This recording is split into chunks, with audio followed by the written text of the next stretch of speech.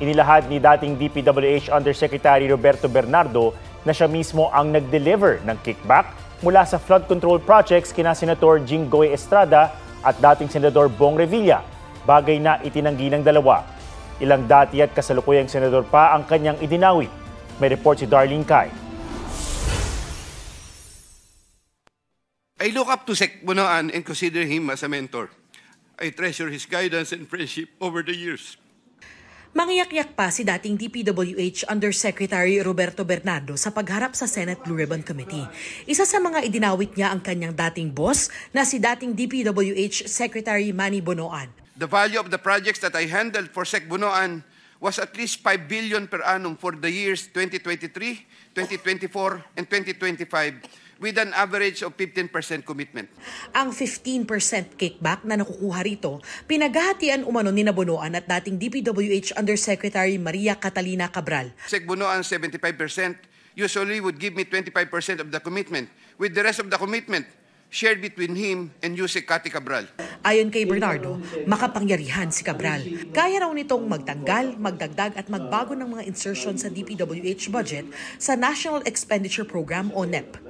Yusek Cabral would tell me that she would communicate and meet legislators to inform them of the amount of their allocations and ask them for titles of projects that they want to include in the DPWH budget. Idiniin din ni Bernardo sina Senador Jinggoy Estrada, Mark Villar, Cheese Escudero, dating Senador Bong Revilla, mga dating Senador Grace Poe, Sonny Angara na ngayon DepEd Secretary, Nancy Binay na Mayor ngayon ng Makati, mga dating Kongresista Mitch Cahayon Uy ng Caloocan at Rida Robes na ngayon Mayor ng San Jose del Monte, Bulacan. Sa mga idinawit niyang senador, sina Revilla at Estrada lang daw ang personal na nakausap ni Bernardo. Sabi ni Bernardo, siya mismo ang naghahatid ng kahon-kahong pera sa bahay ni Revilla sa Cavite noong 2024. 125 million pesos daw ang kabuuang halaga nito na anyay pagtupad sa 25% commitment para sa senador. Sometime December 2024, my driver and I went to the residence of Senator Revilla. While the boxes were being unloaded, Senator Revilla and I talked for about 20 to 25 minutes. I asked him, Sen, bakit hindi ka nangangampanya? Senator Bong replied, okay naman pare, maganda results ng survey. Relax muna. Iba pa raw yan sa 250 million pesos na i-deliver umano ng kanyang aid sa bahay din ni Revilla bago magsimula ang 2025 election campaign. Ang kampo ni Revilla, sinabing handa ang dating senador na harapin at pasinungalingan ang mga aligasyon. Balak daw niyang gawin ang lahat para malinis ang kanyang pangalan. Si Senador Jinggoy Estrada naman, nahatiran din daw ni Bernardo ng pera nitong unang bahagi ng 2025. At noong 2024, humiling daw si Estrada na maambunan ng 1 bilyong halaga ng proyekto at 25% na kickback. Senator Jinggoy said, tulungan mo na lang ako dyan kasi marami pa akong tutulungan sa eleksyon.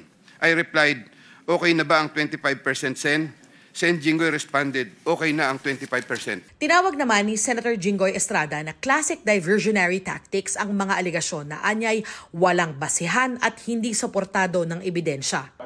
Ang kickback naman ni Villar sa DPWH projects, idinadaan daw sa pinsan ni Villar na si Carlo Aguilar. The commission for these approved projects was 10% and divided as follows.